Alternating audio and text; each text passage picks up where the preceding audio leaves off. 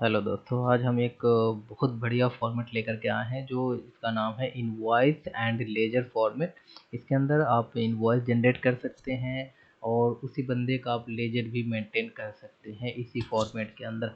आइए हम आपको ओपन करके इसको ज़रा सा डिटेल में समझा दें।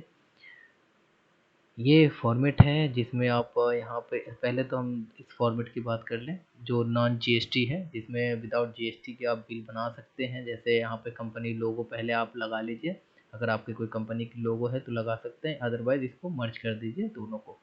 फिर कंपनी नेम्स डालिए, यहाँ पे कंपनी की एड्रेस जहाँ से आप बिलिंग कर रहे हैं। ये ओरिजिनल इनवॉइस मैंने कई सारे इसमें डिटेल डाले हुए हैं, टैक्स इनवॉइस, परफॉर्मेंस इनवॉइस, तो आप ओरिजिनल इनवॉइस ही रहने दें क्योंकि ये विदाउट जीएसटी बिल फॉर्मेट है।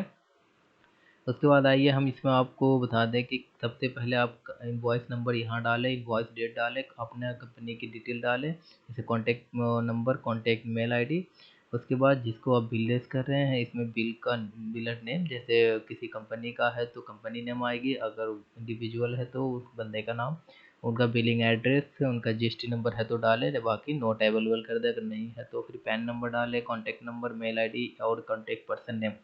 डिस्क्रिप्शन में आप बिल के रिगार्डिंग डाल सकते हैं कि किस लिए आप बिल रिजेक्ट कर रहे हैं और डिस्क्रिप्शन में जो भी आइटम डालना चाहते हैं। फिर क्वांटिटी जितना है क्वांटिटी डालिए।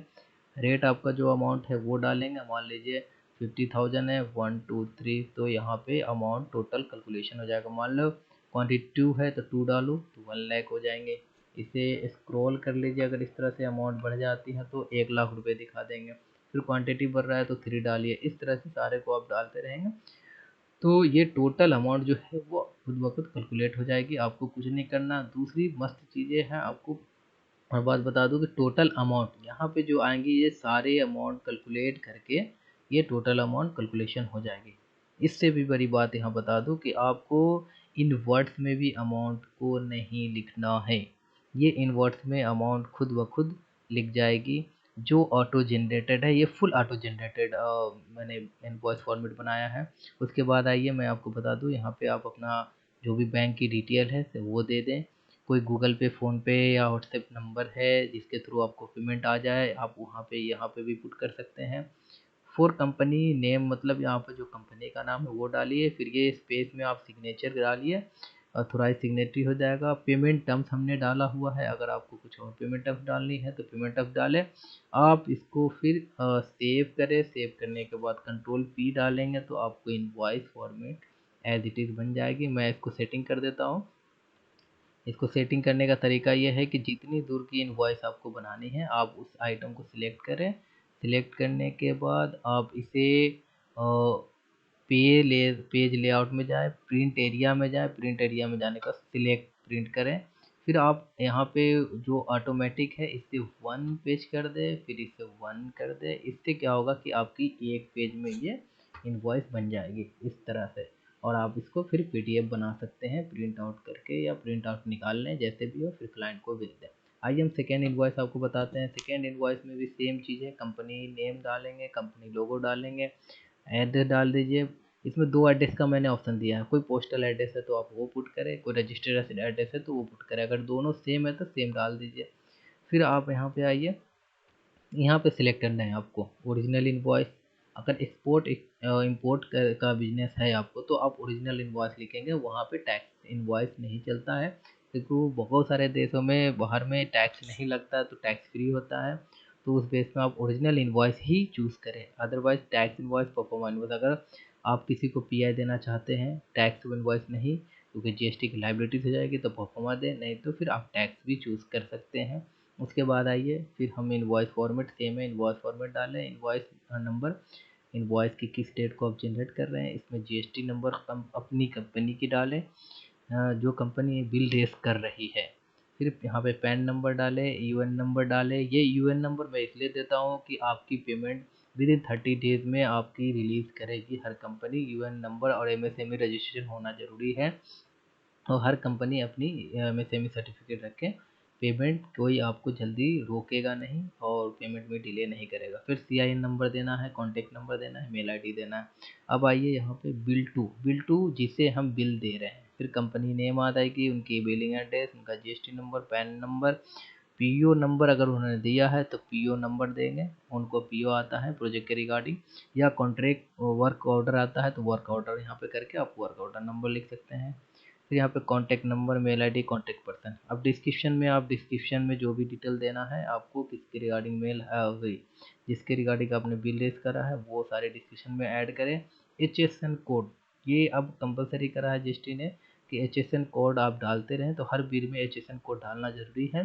फिर यहाँ पे क्वांटिटी देना है, मान लीजिए मैंने 5 क्वांटिटी दिया, रेट हमने 10,000 का दिया, 1 2 3, इस तरह से 50,000 कैलकुलेट होके आ गया टोटल टैक्सेबल अमाउंट। अब मैं थोड़ा एरिया इसको बढ़ा दूँ क्योंकि नीचे की अमाउंट नहीं दिख रही है। मैंने टैक्सेबल अमाउंट जो आया वो है 50,000। मान लो हमारा IGST 18% लग रहा है, मैंने IGST लिखा, IGST की भी अमाउंट कैलकुलेट हो जाएगी। इस तरह के CGST में अगर कुछ है तो वो डालना है। फिर यहाँ जीरो हो जाएगी, मान ली 9%, 9% ये भी कैलकुलेट हो गई।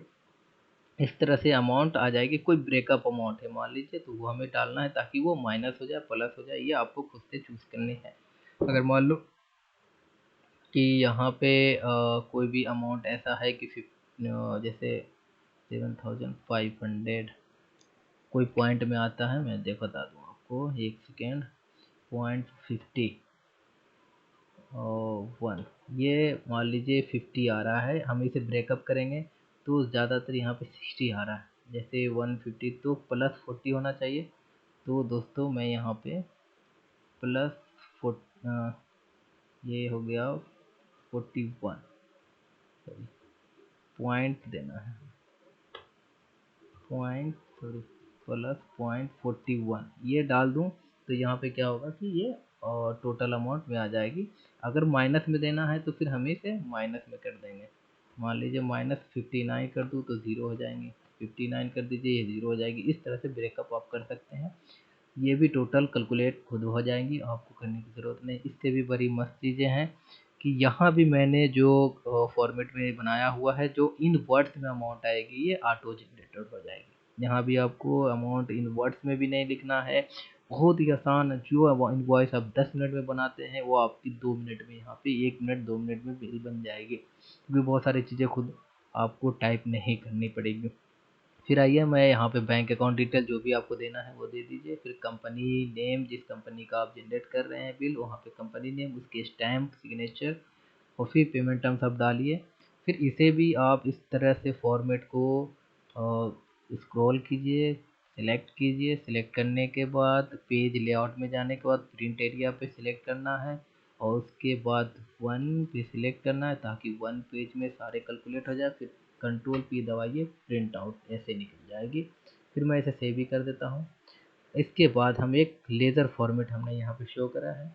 लेज़र फॉर्मेट में लेज़र किसके लिए है, जिसका बिल हमने रेज करा है उसका, फिर उसका एड्रेस, कॉन्टेक्ट डिटेल। लेज़र में हम यहाँ पे दो चीज़ मेंशन करा है, जीएसटी नंबर और पैन नंबर। अगर जीएसटी नंबर है तो जीएसटी नंबर दे करके यहाँ पे जीएसटी नंबर डाले, पैन नंबर। फिर ये कंपनी नेम, अपनी कंपनी जिसने बिल रेज किया है उसका नेम देना है। फिर यहाँ पे डेट देना है, यहाँ पे इनवॉइस नंबर देनी है, रिमार्क्स में देना है कि कौन सी प्रोजेक्ट का है, या जो भी आपको देना हो वो। डेबिट अमाउंट वो जो आप बिल रेज करा आपने, टोटल अमाउंट, ठीक है, वो विद जीएसटी यहाँ पे आप कैलकुलेट कर दें।